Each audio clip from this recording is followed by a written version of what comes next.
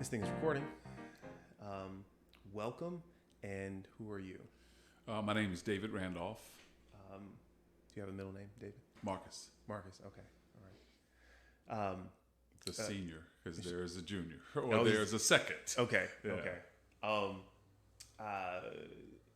Did you ride this past weekend? This past weekend, yes, I rode with Todd Nedrick out of the Wolf Pack. We rode a little over 50 miles on Saturday morning. And then I went to visit my son in Washington, D.C., and he and I rode another 25 miles on Sunday. Nice. So I rode Todd Nedrick on Saturday, and then rode with Doug on Sunday. Nice. Did you get your son into cycling, or did he pick it up on his own? Or was it just like a casual, like, kind of ride there? No, we have been, I cycled with all of them. Okay. All of them. All of them had bikes. We all biked together. Okay. Yeah. Okay. So how'd you get into riding? Like, how'd you get into the riding that you like to do now? Let's go with that. The riding that I like to do now, or Yeah. the history of my riding? Let's go with the history. Let's go with the history of the riding. Yeah. So, poor kid, went to college and saved my money from my part-time job and bought a bicycle from Dee's Bike Shop on Carytown. Okay. It's closed now. Yeah. And but I bought me a 27-inch frame Panasonic, which was nothing but a Schwinn. But Okay. it was the same bike as a Schwinn. Panasonic made the bike for Schwinn. Okay. And man, I loved that bike, and still have that bike. Really? Yeah, still have that bike. And then so I got into lifting weights and played a lot of basketball and stuff like that. But then I had a bad knee injury, and I knew I wouldn't be able to play basketball much longer. So I pulled out my old 10-speed from college. Yeah. And started riding that thing again. And then one day I heard some guys talking about riding Bent Mountain in Roanoke. And I said, I'll ride with you. And rode with them, ended up getting another bike, and have been kind of quasi into it. Okay. But I really didn't get heavily into biking until a couple of years ago, when I was riding on the Capitol Trail and kept running into members from the Wolf Pack. Yeah. And here comes Todd Nedrick again. I would see them a lot, and finally I asked them if I could ride with them, and then they invited me to join the Wolf Pack. Yeah. So I've been riding a lot more since I met them about 2 years ago. Okay. You at some point get injury, decide the basketball is probably not going to be continuing like it was. Correct. Okay. This is post college. Oh yeah, this is post college, post medical school, post residency. Okay. Yeah. Okay. So you get this injury. You decide to start riding this bike more. And where do you start riding? Were you riding around this thing? This was when I was living in Roanoke. Okay. And I would just be riding. I would get up in the morning on Saturday morning and ride up through the mountains. Okay. Yeah. Were you riding with people, or were you just Nope, riding? I was riding solo. Occasionally, I would ride with other guys. Yeah. And I was notoriously slower than most other guys I would ride with. So I had the excuse that, I like to ride by myself. Yeah. So when I ride by myself, I can see the scenery and do all of that kind of stuff. Yeah. And Ride at your own pace. Enjoy the Roanoke's got yeah, some decent scenery. but it was an excuse. Yeah. It was an excuse. I didn't know how to ride fast. Okay. I didn't know how to ride fast. Okay. So you hear some guys are going to ride up Bent Mountain, which I'll have to look up and see what kind of challenge that is. You'd already been riding some of the hill. You were in Roanoke, so it was hilly. I hadn't been riding. I really didn't ride. It wasn't until those guys were in the gym and they were talking about riding up Bent Mountain that I actually pumped up the tires on my old 10-speed and took it out. Okay. Oh, Yeah. okay. Yeah. So not even until they mentioned. Okay. And so how long did you did the ride with them? I did the ride with them, and the crazy thing was that I rode up the mountain with them, and I kept hearing a noise from my bike. I never paid it any mind, and it turns out my front tire wasn't quite aligned, and it was rubbing against the brake shoe. So I went all the way up Bent Mountain Right. with extra resistance from that. And see, that's why you were traveling slower. That's Rubbing brake. As we all say. But I fixed it at the top. I fixed it at the top. Awesome. Do you recall how'd you feel doing that ride? Like, that was a bigger ride than you'd done before, right? Okay. No, I've just been riding around the neighborhoods and stuff like that. How'd that feel going up the mountain, man? Like, did you? So going up the mountain didn't feel bad. Okay. Coming down the mountain was at once terrifying and the most amazing thing I'd ever done. Because when you come down Bent Mountain, as you come down Bent Mountain, Roanoke is in the valley in the distance, and you're riding on the side of the mountain that faces Roanoke. So you feel like you're flying. I mean, you literally feel like you're. You know how you always dream about flying? Yeah. When you're coming down Bent Mountain, you feel like you're flying.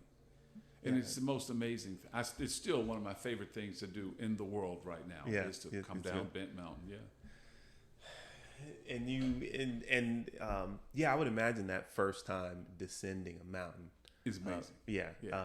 And terrifying, as you say, because it's not a thing you're used to, getting up to those top speeds. And can I handle this turn coming up? So you do it. And do you do in mountains again? Do you try to go? Oh yeah, I started riding all the mountains around there: Mount Chestnut, Sugarloaf Mountain, 12 O'Clock Knob Mountain, and there was a thing I did just about every Saturday morning. Was I'd get up and I'd ride one or two or three of the mountains. Yeah, nice. Make it up Mill Mountain. I did. Okay, sure did. That's because my family lives there. I will go. When I go see them in Roanoke, You'll start from downtown, go over the bridge, and then up. Up. Right. Because I'll typically stop on the bridge because you can see the star from that little bridge, and then of course then the climb starts 50 yards out. It's a serious climb. Yeah. But rewarding. Yeah. Nonetheless. So you apparently feel motivated. You do more mountains, not just Bent Mountain. You do go and tackle some more. Did you feel? I guess at this point you have to be getting a little bit stronger. Can't be just as. So I was getting stronger, but I wasn't getting faster. I was getting stronger, but I wasn't getting faster. Okay, so you could handle the mountains more, but you weren't doing them any faster. Yeah. Okay. No, right. I could handle them better, but I was not going any faster, up or down. Okay. Either way. Were there any clubs? There's a club. There were several clubs in the Roanoke area. I never joined any of those clubs. I just never.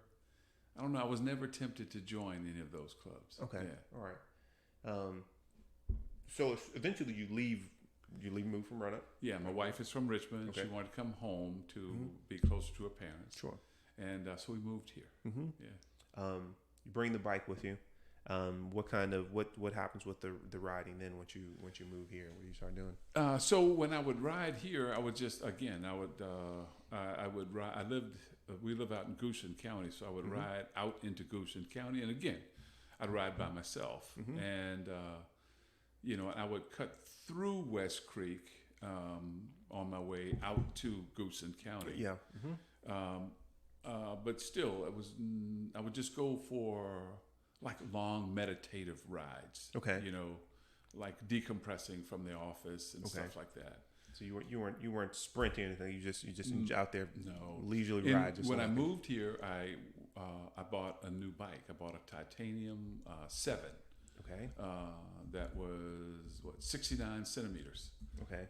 And it was comfortable. It was built for a tall man. It was very comfortable. Did not put you in an aero situation.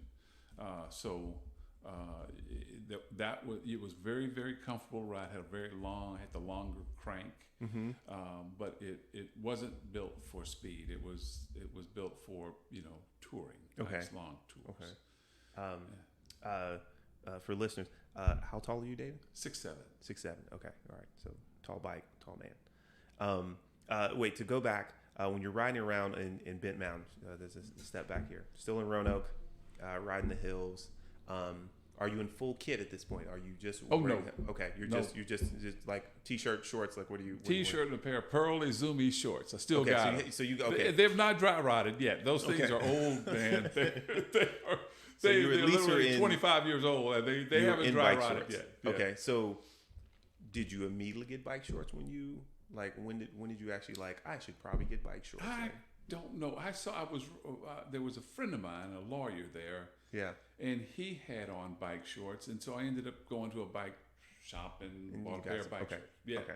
All right. Still no biking shirt. Just the bike shorts. At the time, right? At the time. Okay. Yeah. All right. Cool. All right. So you were comfort, but not thinking about being aerodynamic. Just comfort. Okay. Okay. Which makes sense. You're not, not in with the clubs or riding with a lot of other people to have that idea kind of put in your head without your own thought of it. So we go back. You come to Richmond. You get this Titanium 7 bike, which fits you, and then you start riding out into Goochland, right? So I'm riding out through Goochland. Riding in Goochland, which is not flat. Not flat. Yeah. Yeah.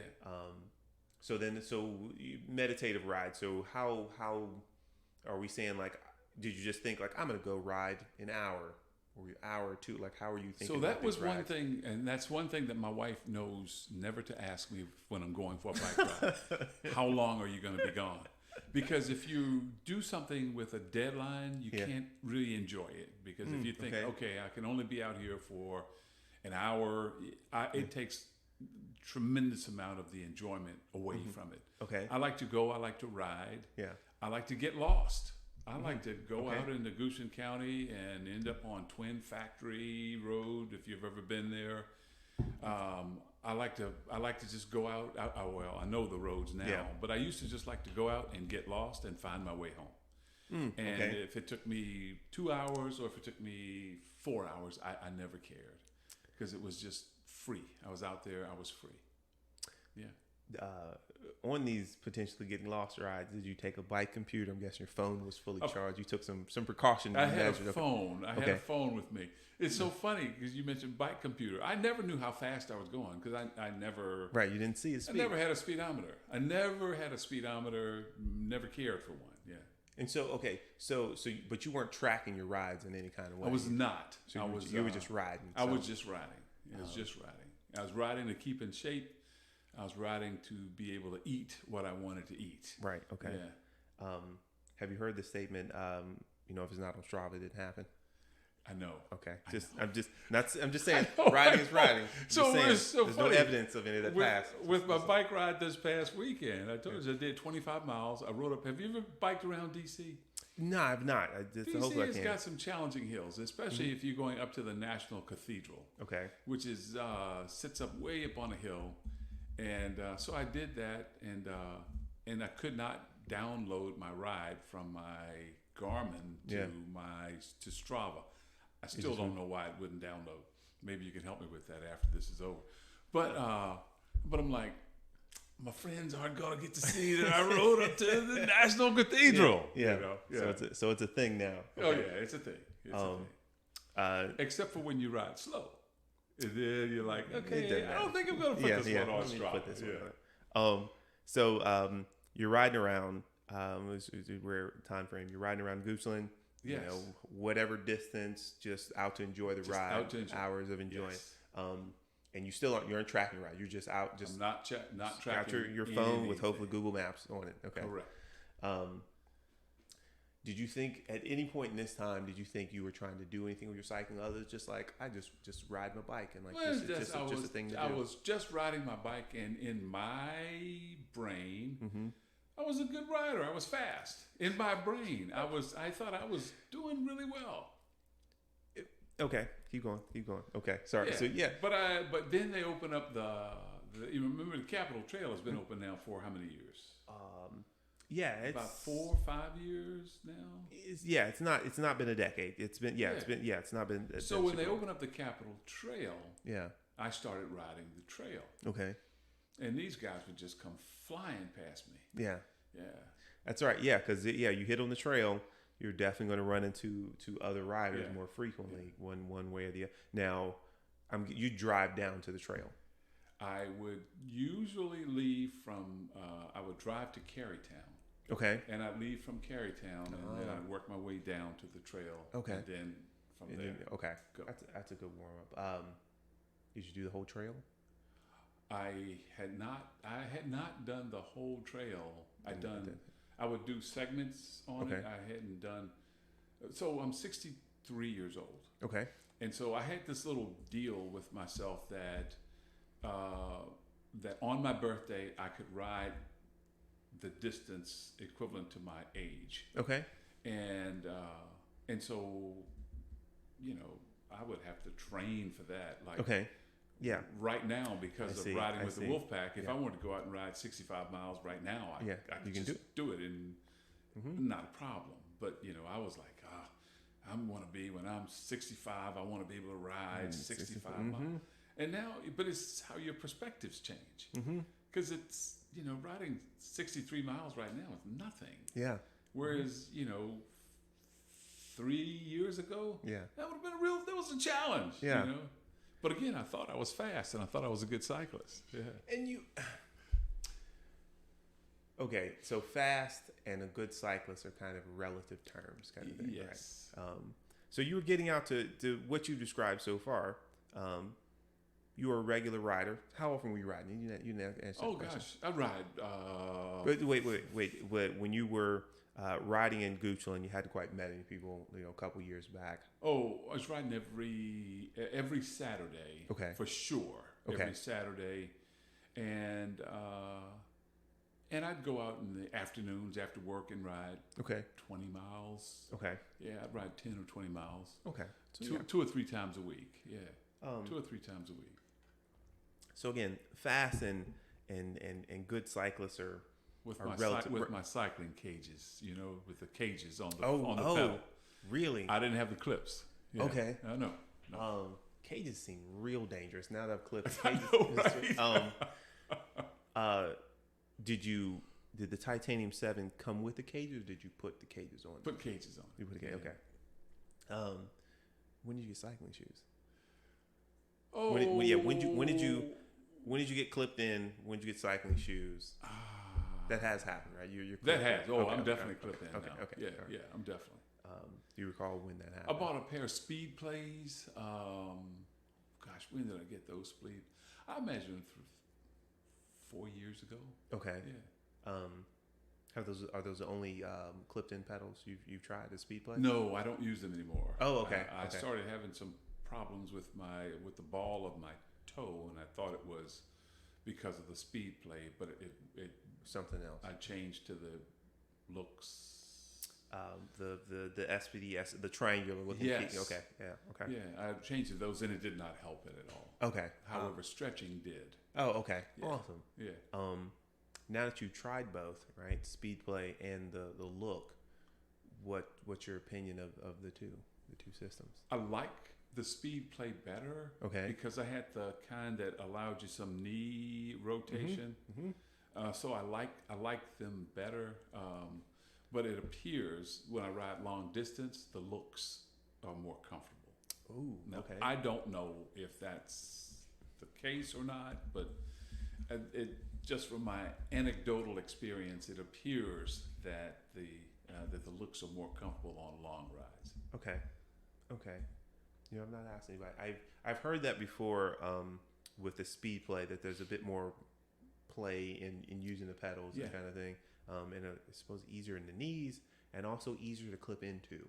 They are 100% easier to clip into and 100% easier to clip out of. Okay. In my opinion. Okay. And I've not used speed play. I've used the other two, the SPD SL and the 2-bolt, the SPDs. So I don't know the speed play, so I thought I'd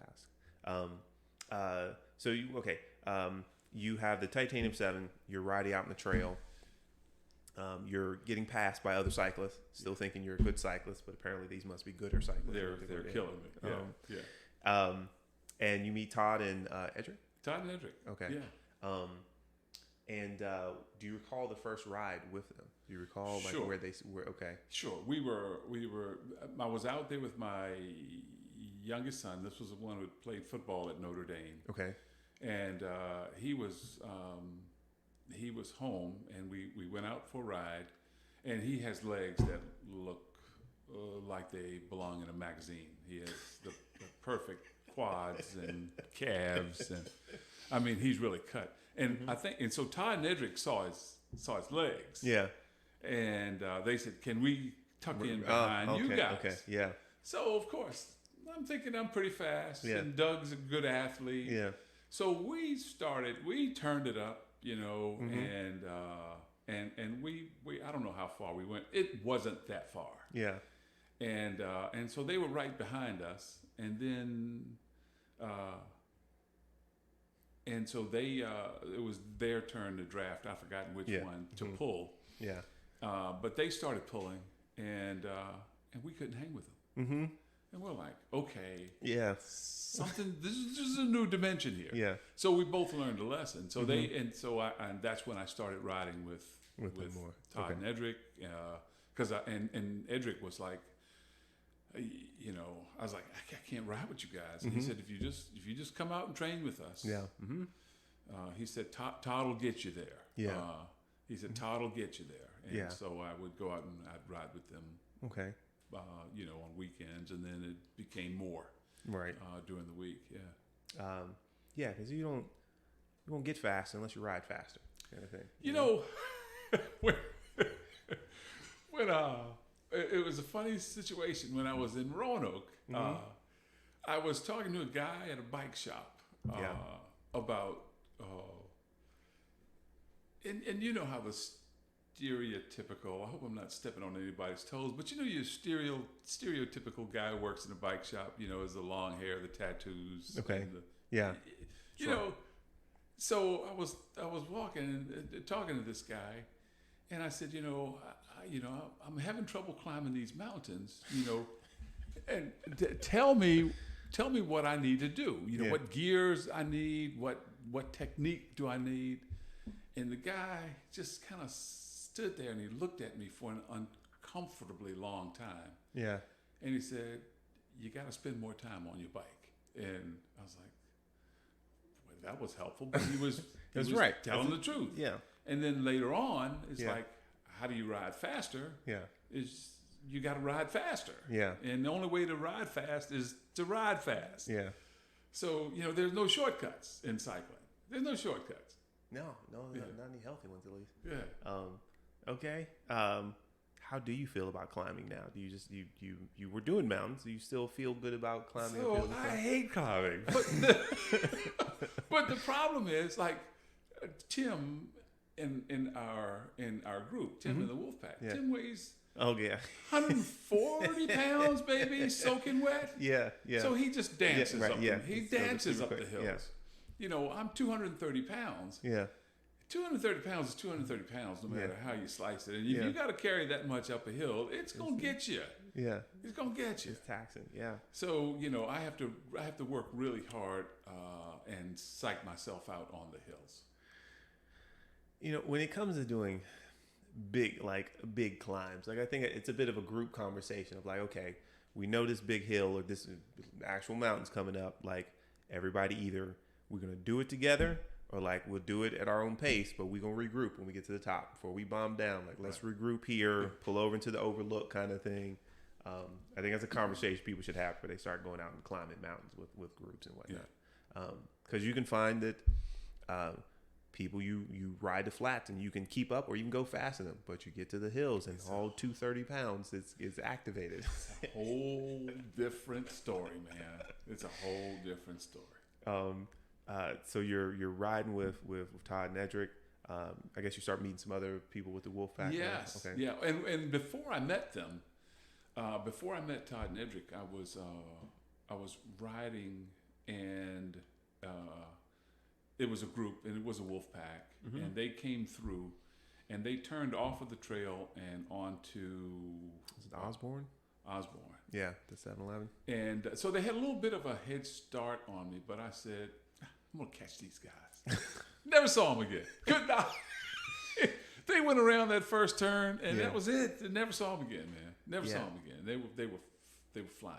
Yeah. Yeah, that's definitely a place where I know people when you come off the trail and you have to make a decision of, do I go down Osborne or continue on trail? Yeah, if you take that right on Osborne, most groups I know, like, they do pick up speed because they know it's flat. They flat and they tear it up. They tear it. It's a good place for it though. The road's pretty good there. Wait, at this point, do you have a jersey? I had gotten a red polyester pullover jersey with a quarter zip. Okay. Yeah. Okay. Was that just like, what was the decision that, like, I'm no longer going to wear a t-shirt, I'm going to actually wear some kind of jersey? Just something to have some pockets in to stick my spare tube and my CO2 cartridge in. Okay. That's the main. Okay. So it's like just the utility of it. Yeah. So, okay. Yep. All right. I guess you still don't use that jersey. Have you moved on to it? I still have it. I don't use it. Okay. All right. Have you found that, like, have you gotten other fancier jerseys at this point in time? Yeah, I got some stuff from Rafa and I got the Wolfpack kids. Okay. The thing that I never thought I'd wear would be bibs. Okay. I never thought I'd wear bibs. Yeah. And then a guy gave me a set of bibs several years ago, and they just sat in my closet. And then one day I put them on, and now that's all I wear. Yeah, that's all I wear. Yeah, not having that the elastic around the waist, like, you don't. It may not seem like a problem, but then when it's gone, it's like, oh, that's nice. I love my bibs. Yeah.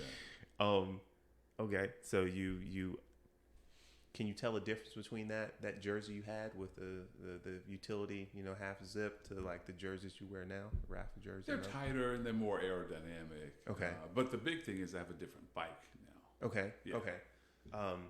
Okay. So Titanium 7, you're riding with the Wolfpack, and you have another bike. How'd the other bike happen? So I would go out into West Creek with the Wolfpack. Yep. And we'd be riding, and it was all I could do. Well, I couldn't hang with them. They would drop me. They would drop me midway through the first. Before I got midway to the first lap, they would drop me. I'd get dropped, and they kept telling me, if you tuck down lower, you won't have all that wind resistance. Because I was like, looking like Mary Poppins, with my umbrella, And so I kept. So I would focus on tucking down, and then finally one of them said, "Dude, you've got to get a bike that puts you in a more aero position." And so two of the guys rode sevens, and they just told me exactly. They sent me a text message. This is what you order. Yeah. And I ordered it, and I haven't looked back. Okay. Yeah. Aluminum carbon frame bike. It's a Canyon. Okay. Okay. Carbon frame. Okay. You and I don't ride the same right. bike? Wait. Similar bike. The Endurace? Yes. Okay. Yeah. Okay. All right. Yeah. Canyon's great. I like it. Yeah. I like it's it. great. Yeah. They're not as great a buy as they used to be. Prices have gone up a little bit, but and availability, because I tried to get another one. Okay. You can't. Okay. Because when this was right at the start of the right in the early part of the pandemic, when everybody was buying bikes. You couldn't find a Canyon bike, but I needed a 2XL. Oh yeah, those are gonna. And there were were 6 or 8 in each category of the 2XLs. Now you can't find them. Yeah, I thought for sure I'd be, because I was tall, and nope, they're all gone. And, all the big guys are getting into riding. And they probably focused their efforts on to making the bikes that sell more. If I'm running a business, I mean, there's I'm gonna make a lot of mediums. I'm making a lot of larges. I'm not gonna make a whole lot of smalls and the double XL, sizes kind of thing. It's a business decision. So you get this Canyon. Do you notice? Clearly, you notice a difference. It took me about 2 months of riding it a lot. Okay. as you get older, your lumbar spine is less flexible. Okay. So it is much more difficult to get into Right. The leaned over position. aero position. So after having severe back pain for about 2 months, I stayed with it and finally got to the point where it's now comfortable. Okay. So then after I got used to being in that position, then I was amazed at the right, difference. because it was no longer discomfortable. Yeah. Yeah. And because, the old debate of, it's all about whether it's all about the bike or is it all about the rider. Mm-hmm. It's a combination of the bike makes a huge difference. It sure can. Yeah. If you got a super heavy bike and you go to a lighter one, it definitely will make a difference. Yeah. As a canyon owner myself, had you ever built a bike? Had you ever put a bike together before? Okay. So for listeners that may or may not know, Canyon sells directly to customers. They do have a shop. They do have an actual location in California and I think Germany. But they sell directly to the customers. We get the bike, and then you have to do some assembly. Yeah. You got to put the wheels and the handlebars in place, and the seat posts and seat in the pace. So how'd that feel having to put a bike together? Did you? So my youngest son is he races motorcycles. Okay. And so he is very gifted with fixing things and taking things apart. Okay. The bike came in one day. He happened to be visiting. When I got home from work, the bike was together and ready to ride. Really? We just had to raise or lower the seat, and that was it. He put the whole thing together. So I'm not that guy. Like a lot of guys look at my bike and they said, and they look at my my sprockets in the front and they start quoting number. Oh, you have a 23.7 and I'm like, I don't know what you're talking about. I still don't know what they're talking about. But and I don't think I want to learn what they're talking about. I just want to ride the bike.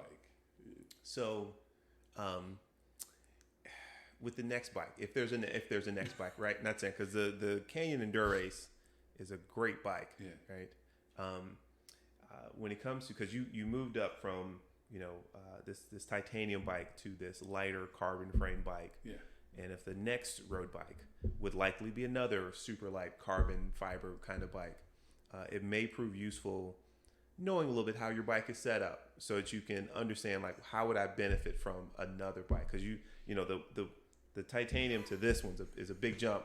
But you might want to be able to quantify what's the difference from this other next carbon bike and the gearing and that kind of thing, because there's benefits to the gearing ratios and stuff. So like that. and it's unfortunately it's just something I don't have any interest in. So I found another bike that would fit me. Yeah.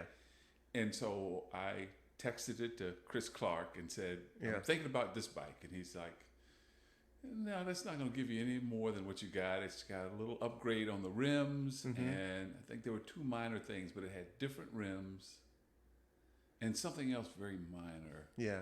And he said, this is you're not buying an advantage over what you already have. This is you mean after finding the Canyon, you saw something else? Yeah. No. After this happened just a week ago, a couple weeks ago. Okay. Yeah. There was this, and so I texted it to him and said, I'm thinking about getting this bike, and he goes, no. You can't buy components. You can't just get new wheels. Not saying you need to. Right? Well, that's what he was saying. Right. Yeah. Yeah. Upgrade your own rims. Right. And because then that becomes a cheaper process. I mean, still, it's not cheap, but cheaper than getting a whole new bike. Yeah. Absolutely. And then you don't have that question of what do I do with this other road bike, which is also great kind of thing. Yeah. So, just saying. So you get this Canyon. Okay. All right. Wait. So somewhere in here, you're doing group rides. Did you ever start setting any kind of goals? I know you mentioned the riding your age. Did you set any other kind of goals? Oh my gosh. To be able to finish West Creek. Mm-hmm. So the first time I rode I went on a decent ride with the Wolfpack. We went out and we came back averaging 18 miles an hour. Okay. You couldn't tell me I wasn't the fastest guy in the world. Right. And then I rode out in West Creek and saw they were doing, 21 and a half, 22 miles an hour. Yeah. And so that became my goal. Okay. I wanted to be able to do 5 laps in West Creek at 20 miles an hour. Yeah. That was my goal. Okay. And so, things changed. And so I was able to finally get that. And then we did a metric last year from a brewery in Newport News or Hampton or somewhere like that. Okay. But went out there and did that, and I did in 68 miles, I averaged 21 and a half miles an hour. Nice. Yeah. Okay. It was like, okay, you're getting better, Had you done that distance before? Sure. Okay. I had done that distance, but much slower. Okay. Okay. Yeah, much slower. Okay. Yeah, much slower. Yeah. How painful was that? Was that not painful at all? Did it feel like, Well, I'll tell you, there were some motivating factors in there. Number one, I wanted to, I'd gotten in with this group. And number two, there were several riders that, I pride myself in trying to keep in some physical shape. And there were a couple riders that I thought, they're not going to be able to hang in here with me. They were killing it, man. They were killing it. I'm like, I got it. My tongue was hanging out, but I was not going to let them drop me. I was not going to let them drop me. Okay. And, so I started doing things like trying to mimic what gear they were in, stuff like that. I was trying to mimic their cadence. Yeah. And it's flat. It was flat. There were no hills to get really crushed on. Okay. So it turned out to be a lot of fun. Oh, good. Yeah. So these guys, they appeared younger, the older people? Is just like They were, some were older, some were younger. Okay. Some were obese. Okay. They were heavy. Yeah. But they could ride. Yeah. Yeah. It's been interesting riding with people of ages and sizes and kind of thing, and you don't know. You can't size them up. Yeah. You can't look at somebody and size them up. You cannot. You sure cannot. So you do this ride out there. You definitely do it at a faster than was the goal to do it that fast? Or just like you were just rolling with the group? I was just rolling with the group. And My goal was actually just to complete it at a reasonable time. It was not. I did not have any specific goals. And then when I came back and saw I did 21 and a half miles an hour, I was like, boy, that's good. Nice. Yeah. Nice. So you hadn't done the trail. When did you complete the whole trail? At some point in time, did you? Have not gone down and back. Okay. But I've gone down many times. Okay, so you've ridden the entirety of it. Is that what you're saying? Yeah. Okay, but in I sections, do that all the time. In fact, I had a family reunion in Williamsburg. Okay.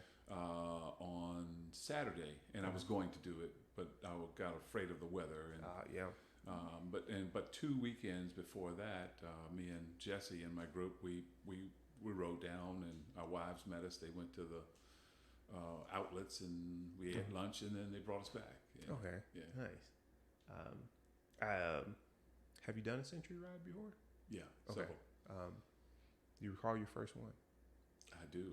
It was. What'd you do? It was called. This was before I had, decent bike, decent equipment, anything like that. But of course, I had ego. I could do it. I was the man. I could do it. Ego propels you. But it was in Charlotte County. Ride the Heartlands. I grew up in Charlotte County. It's rural, and they don't have it anymore. Okay.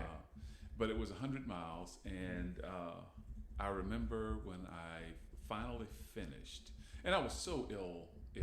I didn't have any food. They had, stops.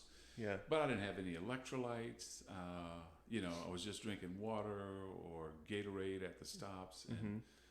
And at about, I'll never forget, at mile 85, I was like, why the hell am I doing this? Why am I paying somebody to torture myself like this?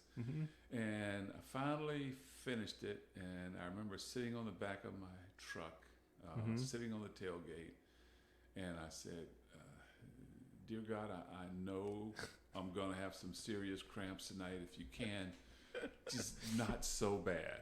And sure enough, they started coming one right after the other. Don't try to climb steps because you gotta flex. Yeah.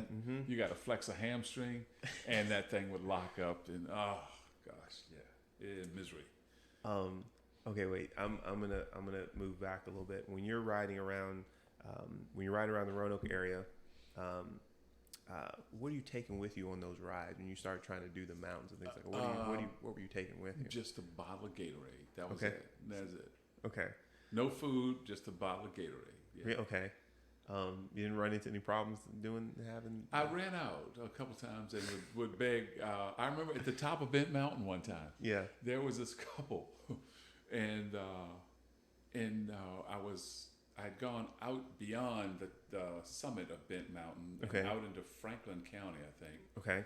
And I went out, ran completely out of fluids, and there was this couple going the other way, and I passed this car that was parked on the side, and I said, let that be their car. And I turned around and followed them out, and it was that car. Yeah. And I begged them for some water, fluids. and they gave it to me. Okay. They gave it to me. They're like, we've been drinking out of this. I'm like, I don't care. Yeah. I need something. So they help me out. But most of the time when I ride places, I know there's going to be a store or something. Yeah. So just riding with Gatorade in Roanoke. You then come here. You're riding around Gooseland. Do you then? At what point do you take more than Gatorade with you? At what point did this happen? Because I assume you're not just taking Gatorade anymore. So what I do now before I ride, if it's going to be a good ride on a warm or a hot day, and I know I'm going to be sweating, I'll tank up with some that liquid IV stuff. Mm-hmm. Okay. I'll drink a lot of that. I'll drink a lot of water. I'll drink way more water than I think I should. Mm-hmm. And then on my ride, I will take. I will still take Under Armour. What is that stuff? Kobe Bryant.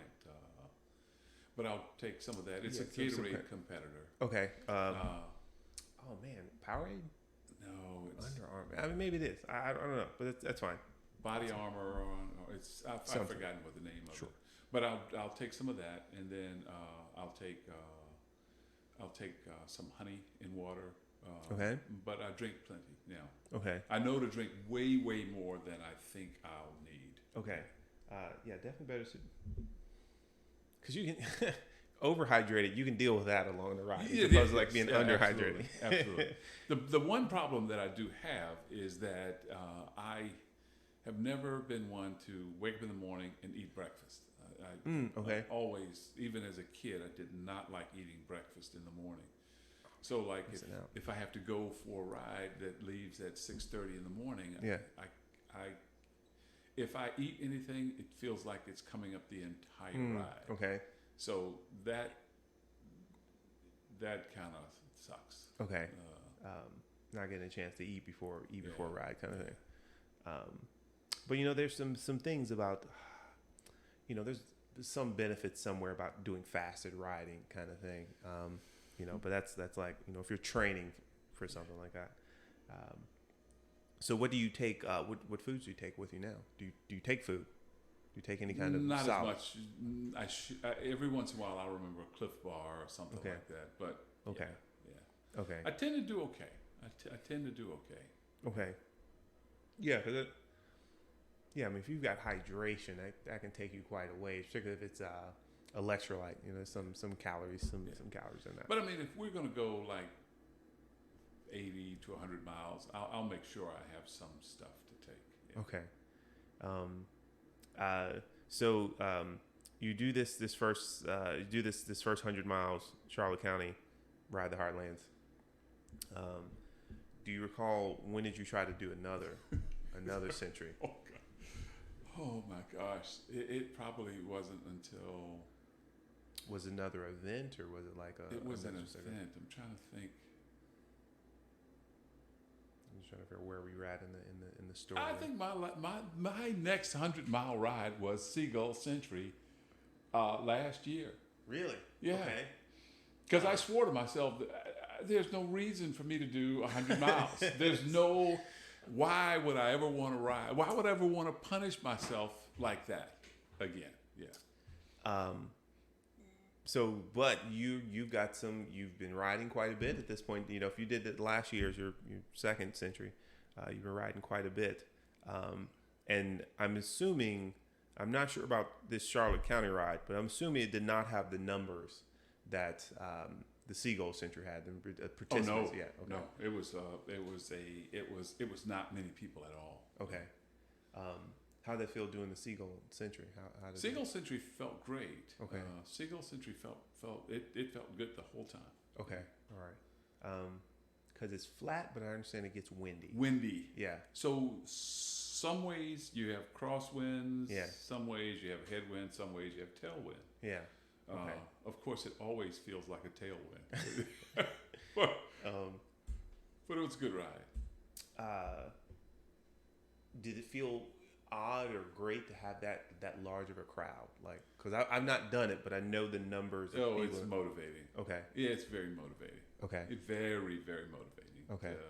Well, I think that's the good thing about riding with Wolfpack is that the numbers of guys you go out with, it's motivating to be with those guys, and you want to be able to hang with them. You want to be able to ride with them. Yeah. But it's something about riding with a group, belonging to a group. Yeah. That's very motivating. Okay. Yeah. All right. It's very, very motivating. Yeah. Okay. And yeah, I can see it. Riding solo can be fun. It can have its own joy. But yeah, having that additional social, that camaraderie of riding with people, particularly you're pushing hard kind of thing. Everyone's doing it with you. Yeah.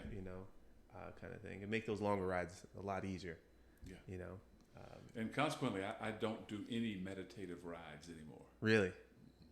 Nope. Just don't have. If you're going to do a ride, you're going to go with people. I'm going to I'm going to put some serious effort into it. Okay. Yeah. Okay. Well, you did I won't call it meditative because we did the cookies and ice cream ride. Cookies and ice cream ride. Yeah, that's a whole different story. Yeah, that was a good ride. That was a good ride. Was that your first ride in the dark? That was my first ride in the dark. Okay. Yeah. Did you have a bike? You had a bike liner, didn't you? I sure did. Okay. Yeah. I'm looking forward to doing that ride again. By the way. Yeah, that was a fun ride. It was a fun ride. Yeah. And then you didn't get cookies though? You didn't get a cookie? Did not. Okay. I got the ice cream. Yeah, the ice cream was good, right? Yeah. The ice cream was for those listening. We did this. Was it Cookies and Cream? Cookies and Cream. Cookies and Cream was this ride we did a couple weeks back, maybe a month ago. It started at 7:30. Started at. It's still because it was still light out. It was still light. Yeah. But by time we got to, and then we rode from like North Side to I don't know the area, down Grove to Gelati Celeste. Yeah, to out Cary. Right. Yeah. Libyan Grove area. Got some ice cream. By time when we arrived at Gelati Celeste, it was still light out. But by the time we were leaving Gelati Celeste, it was dark, and we needed to have our lights. And then rode over to Insomnia Cookies at right. VCU, and got super expensive but delicious cookies. David did not get a cookie. And the cookies were good. Yeah. Pricey, but good. And okay. I kind of wrote as it's part of the experience. Why it was. And of course, at 3, so it's more than experience. And that's either way, social rides are good, man. When you're not it was good. And it was good being. It was a nice night, if you recall.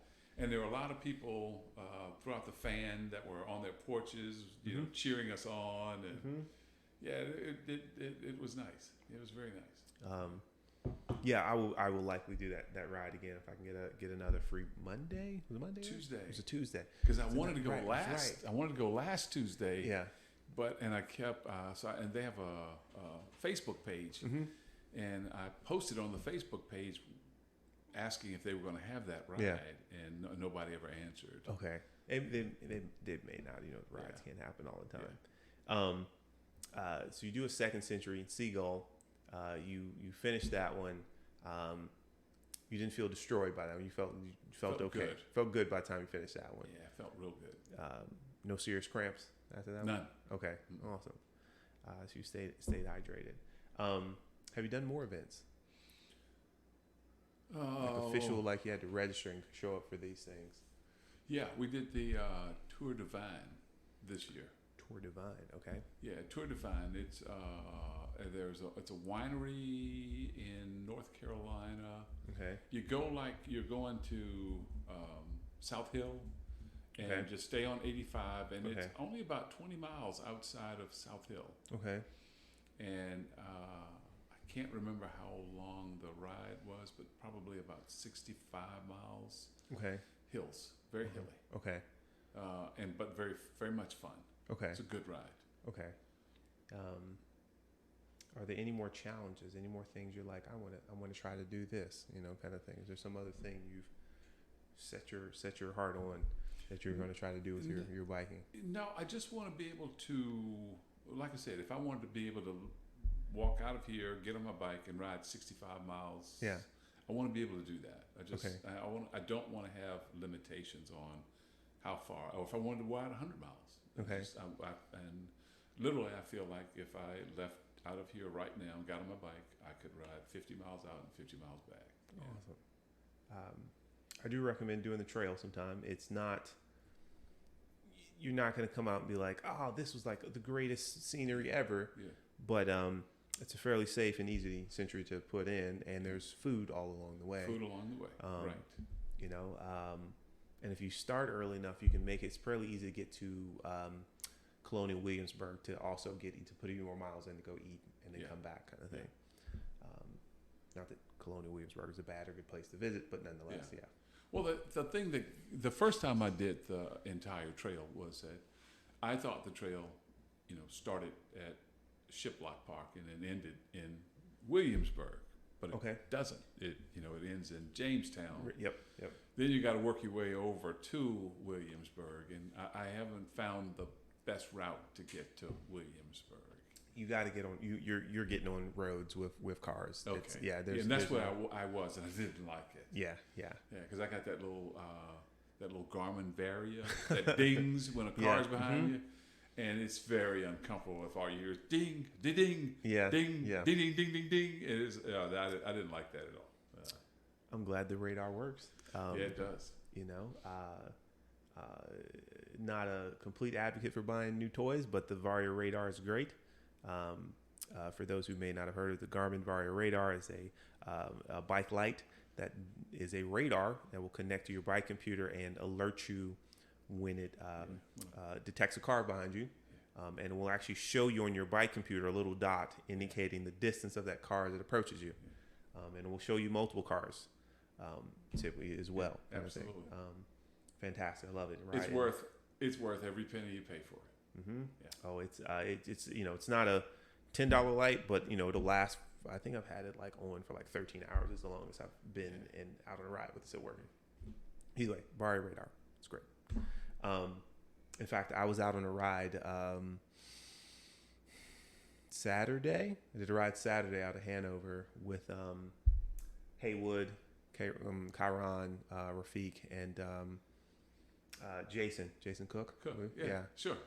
And all of us had the radar on our bikes. I was like, yeah. That's great. Everybody knows what's going on. And especially the setting that as the car gets closer, the light starts to modulate, flicker. And right. Yeah. Becomes random more, and it calls the attention of the driver of that car that look at me, I see you, and they slow down. Yeah. Whatever make us safer on the road, wherever we may be, kind of thing. So are there any events you want to do? Are there any events you've heard of and you're just like, I think I'd like to do that at some point now? Well, we're going to do the Seagull again this year. Okay. And if, I don't know when they're going to have that brewery ride, I'd like to do that again. I would like to improve upon my performance. Have you heard of Fat Frogs in Virginia Beach? I have not heard of Fat Frogs. So Fat Frogs is a bike shop in Virginia Beach, and they have a ride out every day. Okay. They live near this. I mean, their shop is at the edge of south of Virginia Beach is nothing but fertile farmland. Mm-hmm. So there's blueberry, strawberry, cornfields, all that stuff out there, and there's not much traffic. Mm-hmm. But I went down there, and again, as George Bush said, I underestimated myself, thinking I could ride with these guys, Mm-hmm. and got my butt handed to me. Yeah. But I'd love to ride with them again just to see if you how can keep much up. improvement Mhm. I have done. But those guys, they were flying. Okay. They were flying. Okay. Guys, and I say guys, I mean guys and Right, girls. riders, They yeah, were, yeah. They were Generally term. fast. Okay. Yeah. So I'd like to avenge that miserable performance that day. Yeah, I sure would. There's always going to be somebody fast. You're going to show up, Oh, and there's I know. always going to be somebody faster. But it is good to challenge yourself. Yeah. See what you can do next. Well, and again, I'm not trying to be faster Mm-hmm. than anyone. I just want to be able to ride with the faster people. Mhm. I'll Okay. never be. I'm not that fast riding kind of guy. Okay. I was never that guy who could run fast. Okay. So I don't expect all of a sudden I'm going to have all these fast twitch fibers, on Appear all a of a bicycle sudden, when I yeah. never had them anywhere else. Yeah. So I just want to be able to hold a respectable time with people who can ride faster. Yeah. Okay. All right. So, Fat Frogs, bike shop ride. Is there anywhere in the area that you like to ride? That you find this area a little bit more fonder than the others? Like that's in the central Virginia area, Richmond, Roanoke, Goochland. Well, of course the trail, and again out in Goochland County, Mhm. there's this road. Take Miller's Lane to.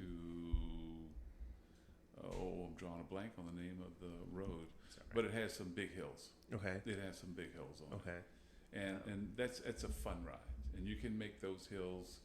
You can go up, and you can turn and find even more hills. So there's Okay. some big hills in that Okay. area. And so I like riding that. Okay. But now I have, my wife knows when I do retire, Mm-hmm. I'm taking my bike and I'm going to ride all over the United States. Okay. I'm just going to head out and up one coast, down the other, and stop and ride bike. Okay. I'm going to find trails and ride. That's what I want to do. How long before this retirement suppose then? Or is So- that still a vague time? Well, I work with my son, Okay. and he has a young family. Mm-hmm. And so I'm very understanding when he wants to be off or when he wants to come in late because Mm-hmm. of his children. Yeah. So I don't think he's going to let me go anytime soon. but when he does, when he says it's time for me to retire, I'm going for it. Okay. Yeah. But so I don't have a timeline. Okay. Yeah. All right. And that's fine. That's fine. But you got plenty of time to prepare. However, when that may happen. I hope so. There are, who else do I know? I know a few people who've retired, since I've been riding. It's a few years, and definitely have picked up their riding, and then definitely gone on bigger adventures because they there's no vacation time they got to worry about. All is vacation time at that point in time. So you got plenty of time to figure that out. Probably even plot a route, figure out how that would work out. If there's family and friends along those roads. That's exactly what I want to do. Yeah. Something else to kind of look forward to with your riding. Now, I didn't ask. You have a bike computer. You're clearly using Strava now. Yes. You chase any segments or any roads in particular that like this is my segment. I got to try to beat my previous time, or maybe I can get the. Is there anywhere like? Or you just not look at that. So how do I say this without sounding really, really stupid? I don't know how to take full advantage of those. Like, I don't have my system programmed so that so that a segment pops up on my. Okay. I've had trouble trying to get it. I've had Tried to get help from a Okay. couple of people, and we've never been able So to link it in such a way that it shows you your settings, that kind of thing. What kind of bike computer do you have? Do you know the name of it? 1030 1030 plus or something. Okay, like that. so the big screen. Big screen. Yes. Okay. Yeah. I'm hoping I'm accurate here, but there's two different segment displays. I think it can show you both because Garmin has its own segments. Right? Okay. And I don't recommend using those because not everyone else is. Yeah. And I think there's another way you can show the Strava segments. Yeah. But my recommendation is to know the segment before your ride. Right. Like, someone gives you the route, Yeah. right? And like, oh, I've been on these roads 10,000 times kind of thing.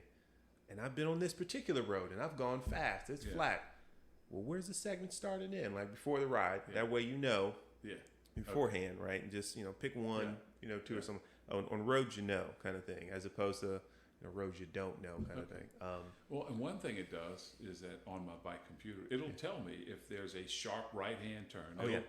It'll tell me that, but I'm like, okay, if you can tell me that, then why can't you tell me when I'm starting a segment? I don't know.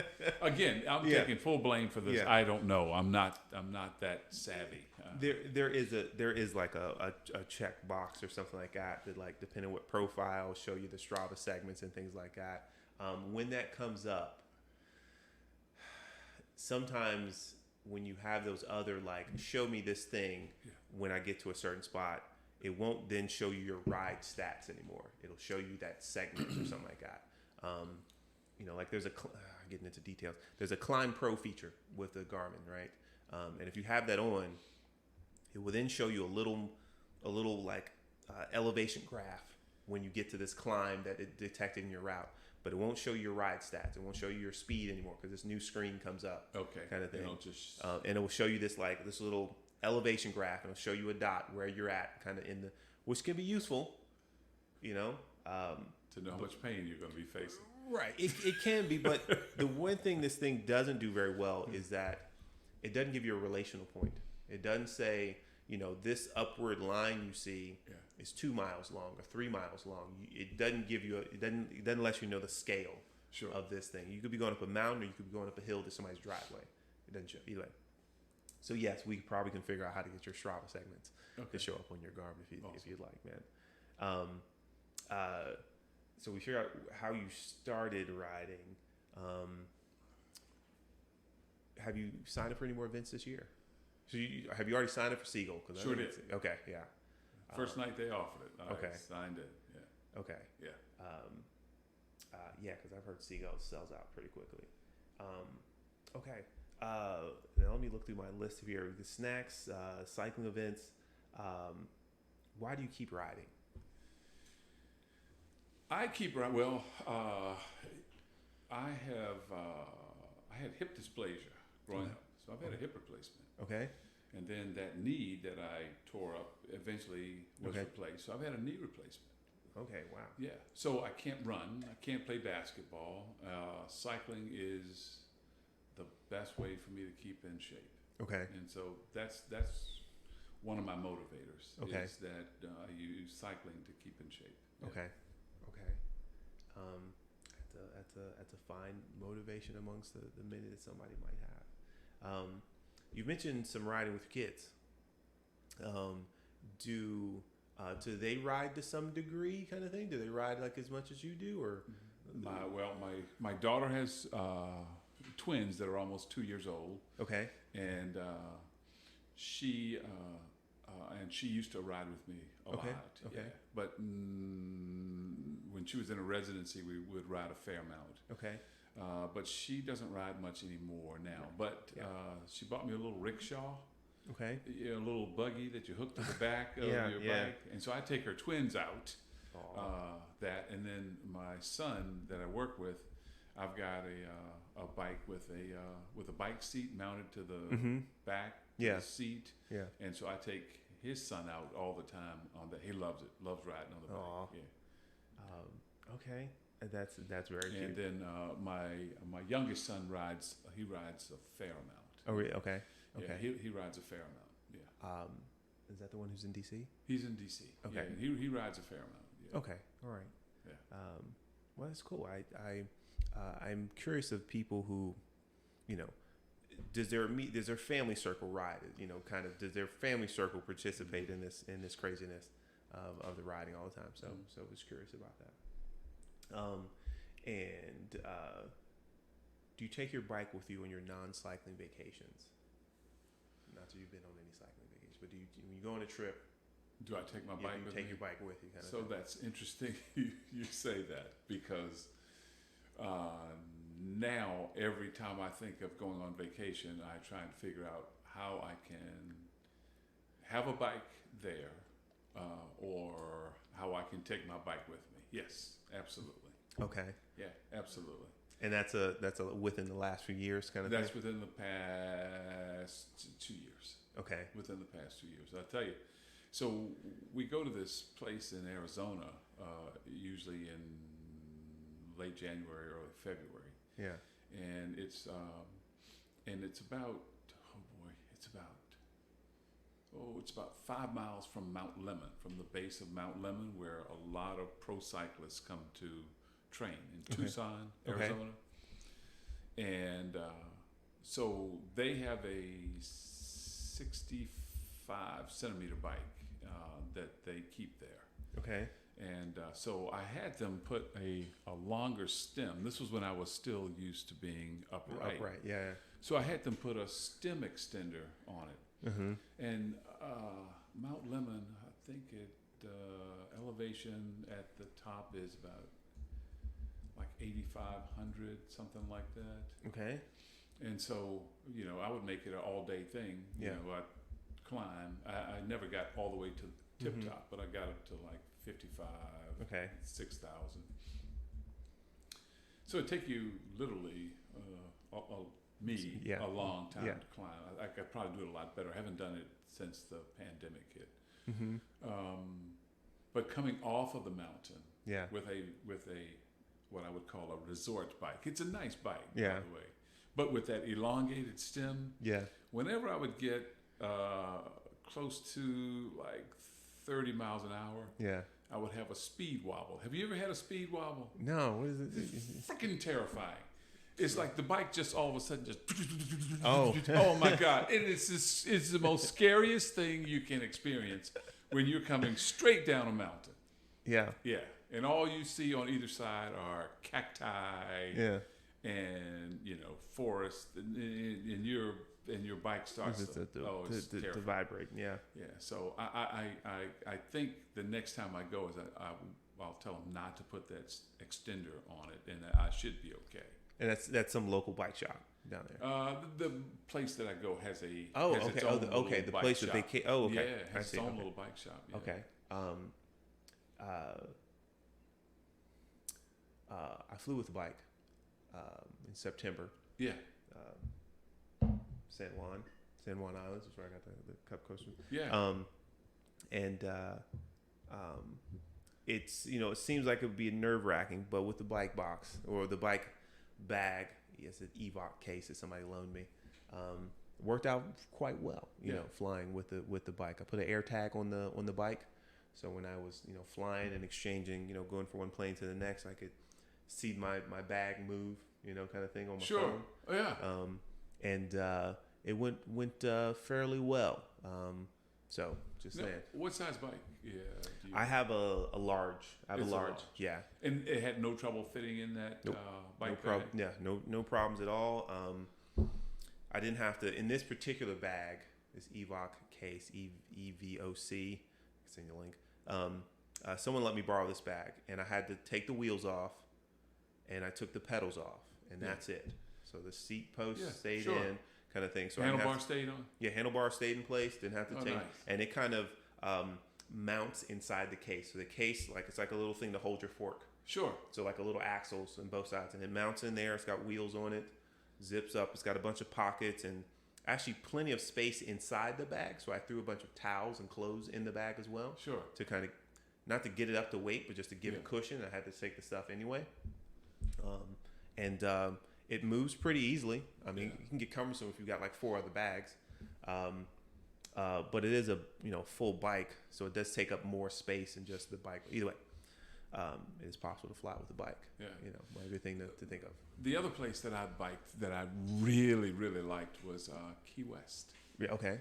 Key West, and so I would get up in the morning. It would be just as a coincidence. My wife and I were shopping at Costco, and they had these little headlight bands, with the little miner's light on it. Yeah.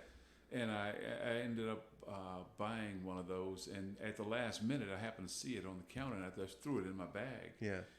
And boy, that thing proved invaluable, man. It was. I would get up in the morning because they had a rented bike there. They had a nice sized bike for me, actually. Mm-hmm. And I'd put that little headlight on, and I'd get out, and you can ride all between the different keys. There'd be you'd hit a key, and then a long bridge, and then there'd be another key, and you could ride out. And that was really nice riding. That was really, really nice riding. Had a bike lane. Oh, nice. It's a bike lane now? Okay. Yeah. It was really, really nice riding. Yeah. Windy? I guess it had to be windy. Not too bad. I don't recall the wind being too bad. I would always be coming back as the sun would be coming up. Okay. But I don't recall wind being a major factor. Okay. Yeah. Okay. I shall keep that in mind. Been to Florida. Been to Tampa to ride. Tampa. A little bit north of Tampa. I think it was St. Petersburg. I did the Grand Fondo, Florida event a couple years back. Nice area, wonderful situation of it could be cold in the morning and just wonderful midday, kind of thing. How did the pandemic? So you were doing all this riding beforehand. Yes. How did the pandemic impact your cycling routine, your perception of going out to ride, if at all? It did. Okay. It affected. I love woodworking. Okay. And so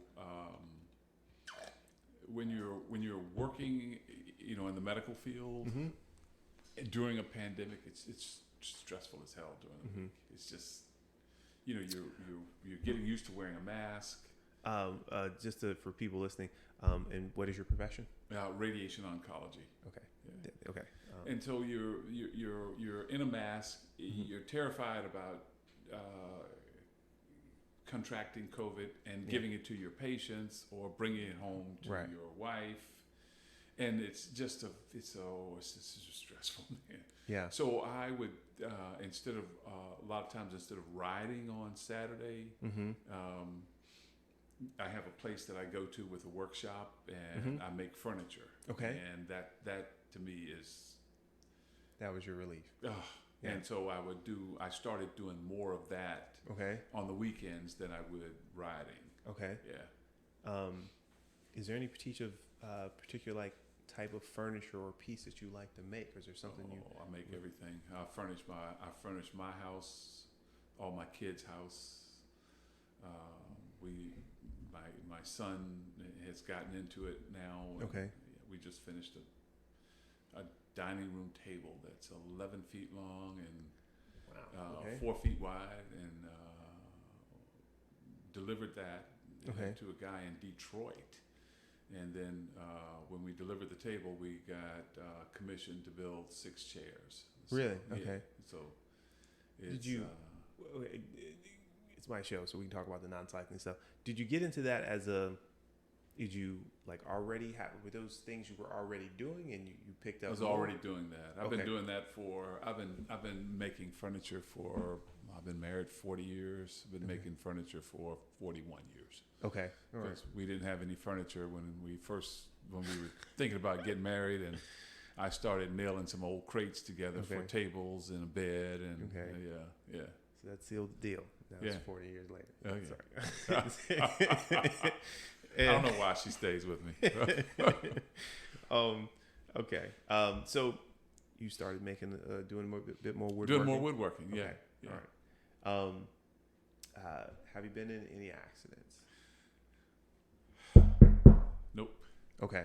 I am. Oh gosh, Yeah. Don't let this week be the one. Yeah. But I have, they say when you buy your pedals that you have to clip in, that you're going to fall once. And I didn't even fall once when I got those. I never did fall. What? Okay. If whoever's listening, we have a person who says they haven't fallen when they started clipping in. Okay, so you didn't, okay. Got my speed plays. Got the speed play pedals. Yep. And did you practice? Nope.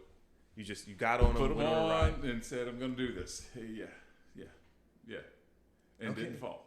And didn't fall. Okay. And then eventually you switched to the SPDSL, the look style cleats. Yeah. Again, you just got on them. And never have fallen. Okay. You have a cycling ninja. Just hasn't fallen. And you're the first person. You're the first person I've met, and I think the first person that I've interviewed that didn't fall. Did not fall. Did not fall. And I've not had, but now the guys that I ride with regularly, are guys that I ride with regularly. Yeah. And they are steady and they are predictable. There's one guy that if he's listening to this podcast, will try to pass from the inside. He'll pass from the right-hand side sometimes. Oh, okay. Don't do that. Jason Cook. Can't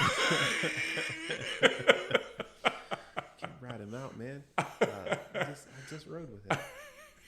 But other than that, these guys are just so predictable. They're so steady. You know, they're not squirreling all over the place. Yeah. And so it's easy. Just as long as you just stay focused, it's easy to tuck in there. Or when you're leading, you know nobody's going to come upon you. Okay. Yeah. Okay. And they make it easy. They're very, very steady, very, very predictable. Okay. So that's your accidents, your cycling vacations and Strava. What's something that you would, so you've been riding for a while, what's something you would have, first go with, what's something you would have wanted to tell yourself, right? Like when you first started riding, you're riding around Roanoke, right? Yeah. What's something you would have wanted to tell yourself about riding, that you've learned now, you've gotten comfortable with now? What would you want to share if you could magically tell yourself something back then? Like I said, at 63 years old, I'm finally riding in a way that at 40 years old, I would have bet I would never have been able to accomplish. Mm-hmm. So I would have told myself, to spend more time on the bike, and I would have assured myself that I could get there. Okay. Yeah. Okay. All right. And what's something you want to share with someone who was, someone approaches you and they're like, I think I'd like to get into riding, right? You like the riding you do. Like, what would you want to tell this new person? That for me, it is the position that you ride in, okay, as opposed to the weight of the bike. It never ceases to it's an irritant to me where I see people will spend thousands more dollars to get a bike that is 2 pounds lighter, when if they just lost 2 pounds, it's the same end. You know what I mean? Yeah. And so I think people make way too big a deal about how much the actual bike weighs. Okay. And they don't pay any attention to the rider of the bike. Okay. Yeah, because if you look at the cost effectiveness of losing 2 pounds versus several $1,000s for a lighter weight bike, just lose the weight. Yeah. It's definitely easier to buy a bike though. It's a lot easier to buy a bike. Okay. But again, I'm not the expert. I'm nobody's bike. I'm nobody's cycling expert. This is just something I do for fun and I have come to love. But you're quite knowledgeable at this point. Like there's quite a lot of things that you've learned, through your own experience and riding with others. No one told you this thing, but you kind of picked it up. Things about cadence and what kind of thing you should do going up a hill and riding with the group and where to position yourself, what to take on the ride. Like those are things you picked up over time. So you're definitely knowledgeable about cycling. So anyway, just saying, if somebody does approach you, I'm sure you could share some good information about getting into riding. But David, I'd like to thank you for your time and showing up for this. Well, I see you out riding all the time. You're always such a nice guy, such a nice gentleman. Everybody seems to respect you so much and want to talk to you, and you seem to know everybody. Thank you. Yeah. And you ride around with several different groups. I ride with a few different groups, and it just kind of depends on what kind of ride they're doing and what kind of thing I'd like to get into. I enjoy the social rides, enjoy the fast rides. It just kind of depends. Now, how many bikes do you have? I'm just curious. Yeah, I have 3 bikes with one hopefully leaving. I have a bike for sale, people. I have a I have an endurance frame bike that I'm trying to get rid of. It's a medium large giant bike in a great condition. But I have 3 bikes. Yeah. The plan is to only have 2, the Canyon Endurace and then the Canyon Grizzle, which is the gravel bike. And so far they do the job. I don't think I'll be getting a mountain bike anytime soon. Okay. So, but as I wrap this up, thank you, David, for your time, for doing this. Appreciate your time and you sharing your story and everything. Oh, thank you. This has been fun, man. It's been more fun for me than you, I'll bet. Thank you. You're welcome. Thank you very much.